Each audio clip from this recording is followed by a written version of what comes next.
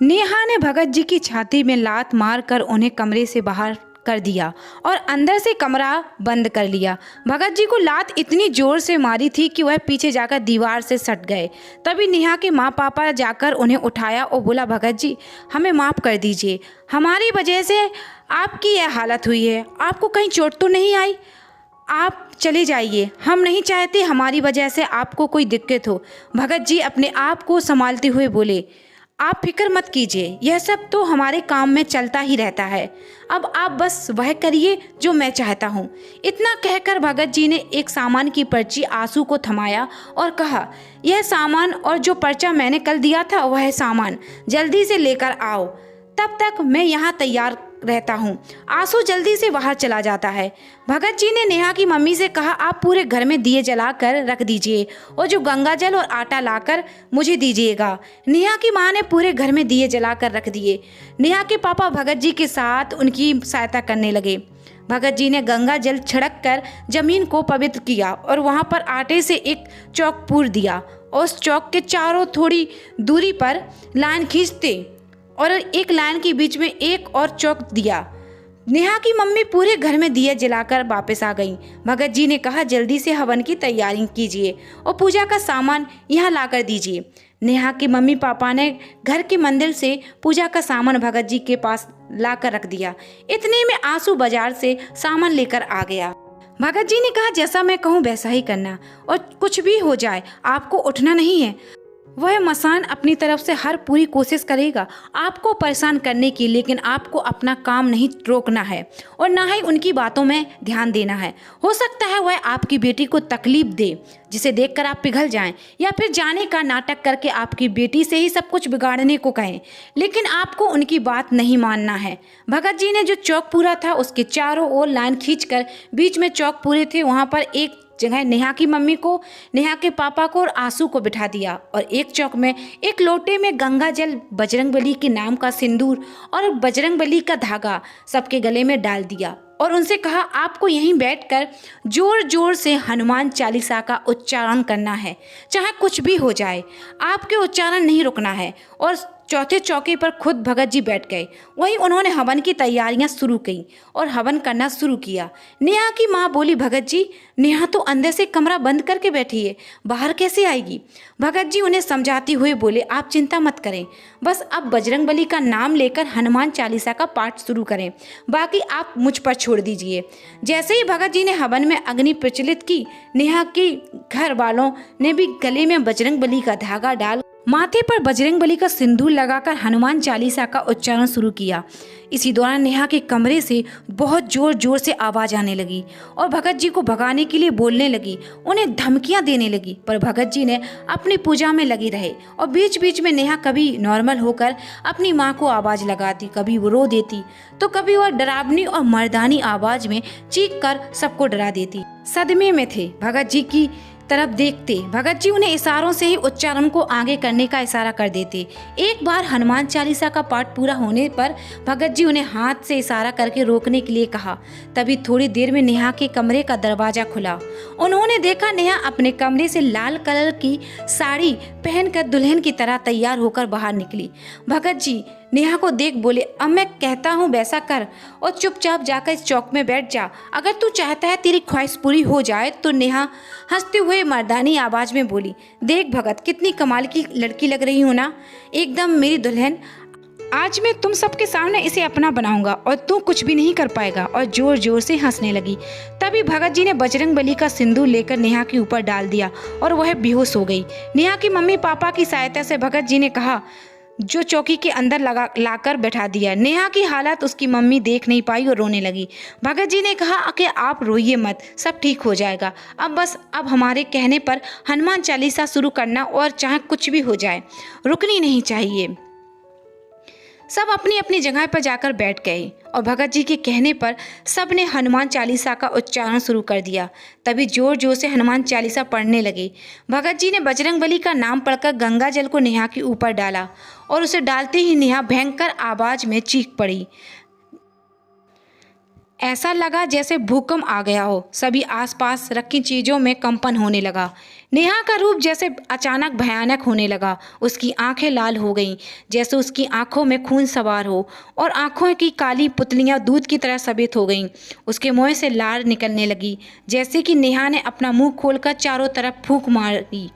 पूरे घर में बहुत बुरी बदबू फैल गई। बदबू ऐसी जैसे बहुत ज़्यादा सड़न थी।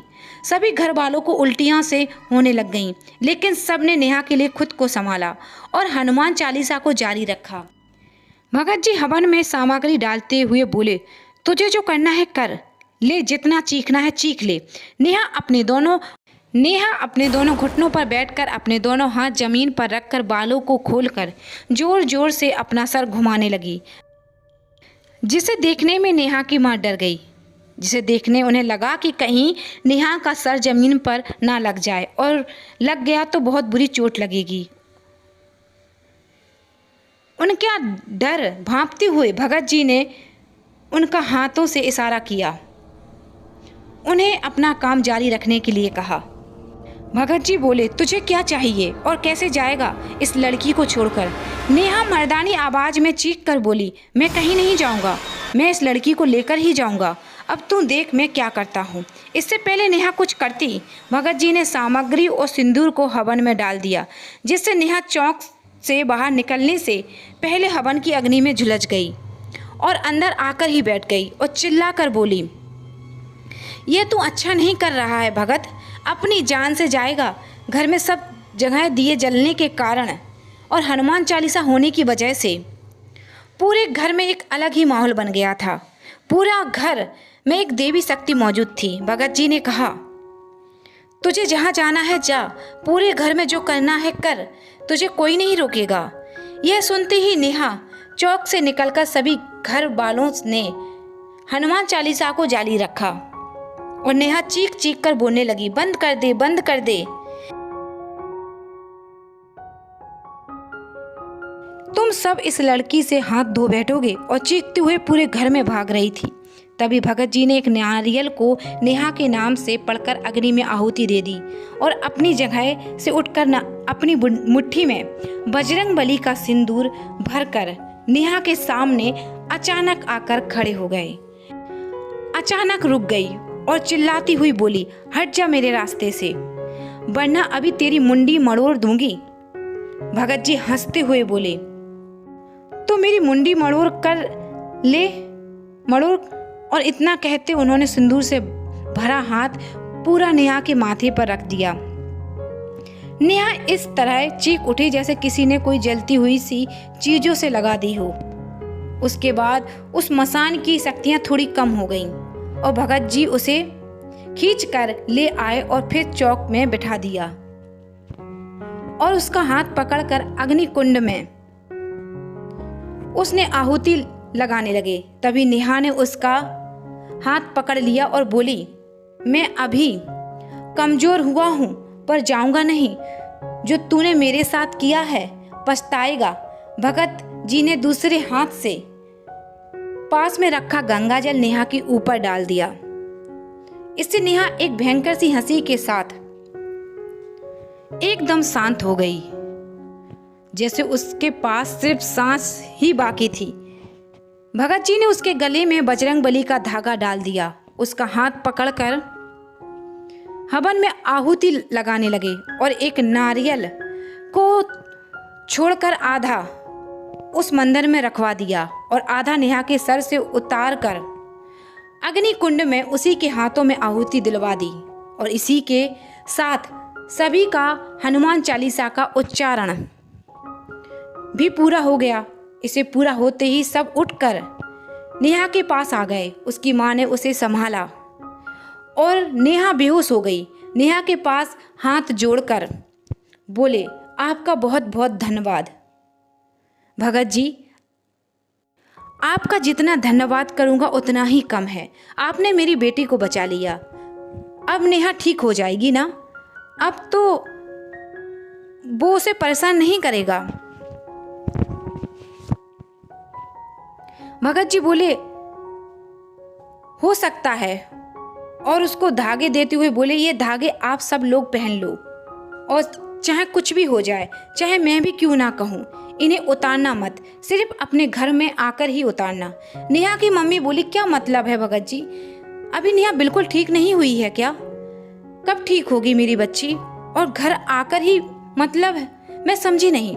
भगत जी बोले, आज तो यह शांत रहेगी। जैसे ही इसको होश आएगा आप इसे गंगा जल पिला देना और ये विभूति ही इसके माथे पर लगा देना, इसकी जुबान पर रख देना। और कल सुबह ही आप सब लोग मेहंदीपुर बालाजी जाने की तैयारी करो। अभी इसके अंदर उस मसान का अंश बाकी है जो अभी कमजोर है, अभी कुछ नहीं कर सकता, लेकिन वो चुप नहीं बैठने वाला है। इसलिए कल आप सब तैयारी भी करो बालाजी जाने की। मैं भी आपके साथ चलूंगा। जब तक मैं कुछ ना कहूं आप लोग किसी की बातों में मत आना, और चाहे घर में कोई आए तो उसके ऊपर बिना गंगा जल डाले अंदर मत आने देना, चाहे मैं ही क्यों ना हूं। तब तक आप लोग नेहा को संभालिए और उसका ध्यान रखिए, और कोई भी डर की बात हो तो मेरे पास फोन कर देना, मैं आ जाऊंगा। अभी मैं चलता हूं, मुझे भी कल सुबह के लिए कुछ तैयारी करनी है। यह कहकर भगत जी वहां से चले गए।